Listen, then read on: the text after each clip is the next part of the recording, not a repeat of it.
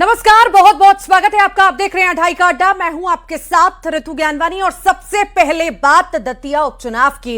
इसमें सियासी हलचलें अब तेज हो चुकी हैं। दिल्ली से लेकर भोपाल तक मामला गरमाया हुआ है। बैंक गड़बड़ी मामले में 3 साल की सजा पा चुके कांग्रेस नेता राजेंद्र भारती के सियासी भविष्य को लेकर आज दिल्ली हाईकोर्ट में एक बेहद ही महत्वपूर्ण सुनवाई होने जा रही है। राजेंद्र भारती ने अदालत में याचिका दायर कर अपनी सजा पर रोक लगाने और साथ ही दतिया उपचुनाव की प्रक्रिया को तुरंत रोकने की मांग की है। आपको बता दें कि राजेंद्र भारती को मामले में जमानत तो मिल चुकी है, लेकिन सजा पर स्टे नहीं होने के कारण उनके चुनाव लड़ने पर संकट के बादल मंडरा रहे हैं। कल भी इस मामले पर दिल्ली हाईकोर्ट में मैराथन सुनवाइयां हुई थी और आज होने वाले फैसले पर पूरे एमपी की सियासत की निगाहें टिकी हुई हैं। उधर इस कानूनी लड़ाई के बीच दतिया विधानसभा उपचुनाव को लेकर सियासी पारा 7वें आसमान पर पहुंच चुका है। टिकट वितरण और जीत के दावों को लेकर कांग्रेस और बीजेपी के बीच जुबानी जंग भी छिड़ गई है। कांग्रेस प्रदेश अध्यक्ष जीतू पटवारी ने बड़ा दावा करते हुए कहा कि आज शाम तक दतिया के लिए कांग्रेस उम्मीदवार की तस्वीर साफ हो जाएगी और वहां कांग्रेस 100% चुनाव जीतेगी। पटवारी के इस दावे पर कैबिनेट मंत्री विश्वास सारंग ने करारा पलटवार किया। सारंग ने तंज कसते हुए कहा कि कांग्रेस को दतिया में कोई उम्मीदवार नहीं मिल रहा। जीतू पटवारी सिर्फ अपना मन बहलाने के लिए खोखले दावे कर रहे हैं। अब देखना होगा कि दिल्ली हाईकोर्ट से क्या फैसला आता है और दतिया का ऊंट किस करवट बैठता है।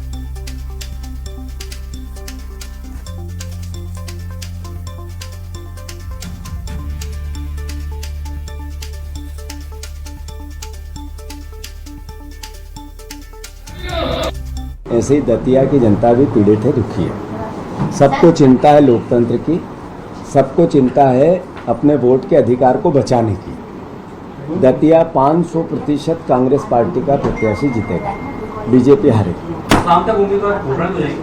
कह दिया, आपकी जिज्ञासा समाप्त कर दी। कांग्रेस को तो प्रत्याशी नहीं मिल रहा, लोग बाग छोड़ के भाग रहे हैं। ये सुनिश्चित है कि दतिया में भारतीय जनता पार्टी जीतने वाली है।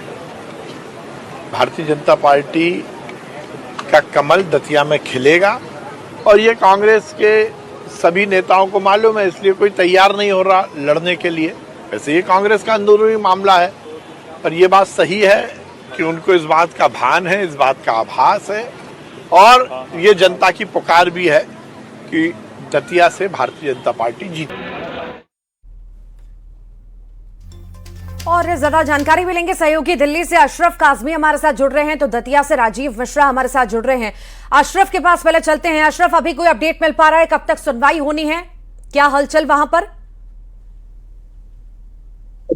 कुछ ही देर बाद, क्योंकि लंच के बाद की बात की और करीब 2:30 बजे की सुनवाई शुरू होनी थी, तो 2:30 बज चुके हैं। तो अब से कुछ ही लम्हों में या कुछ मिनट बाद यह जो दिल्ली हाईकोर्ट में दतिया चुनाव को लेकर जो राजेंद्र भारती ने याचिका दायर कर रखी है, उस पर बहस होगी। और आज जो है सरकार यानी जो चुनाव आयोग है वो अपनी बात रखेगा। कल राजेंद्र भारती के जो वकील थे उन्होंने दलीलें पेश की, चुनाव आयोग की तरफ से दलीलें पेश की जाएंगी। वो तय करेंगे कि क्या होना, उसके बाद ही जो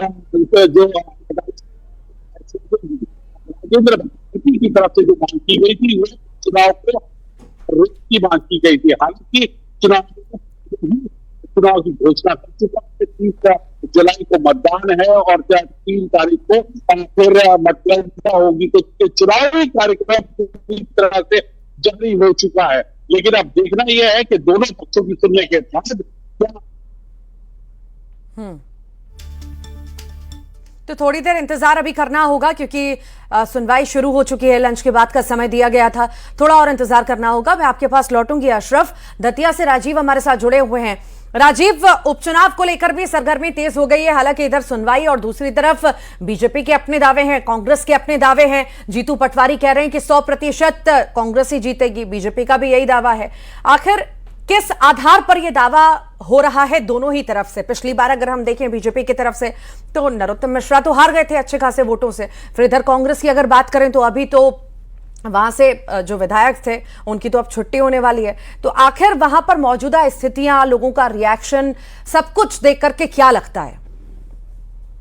देखिए, हम आपको बता दें कि दतिया में पूरी तरह से चुनावी माहौल बना हुआ है, और चाहे वो कांग्रेस हो चाहे भारतीय जनता पार्टी हो, जमीनी स्तर पर मेहनत कर रही है और अपने कार्यकर्ताओं को पूरी तरह से फील्ड में पहुंचा दिया गया है, और बूथ स्तर पर दोनों ही पार्टी मेहनत करती हुई नजर आ रही हैं, और दोनों की प्रतिष्ठा का सवाल है, क्योंकि यह उपचुनाव एक बड़ा चुनाव है। दतिया, मध्य प्रदेश के दतिया से पूर्व गृह मंत्री जो कि पिछले चुनाव में हार गए थे, और वो लगातार देखा जा रहा था कि हारने के बाद भी दतिया नहीं छोड़ रहे थे और लगातार दतिया में आकर अपने कार्यकर्ताओं के साथ बैठ रहे थे। कांग्रेस की बात है तो कांग्रेस लगातार है कि पूर्व सीट को हथियाया जाता है, हमारे गणित किया जाए, चुनाव करें तो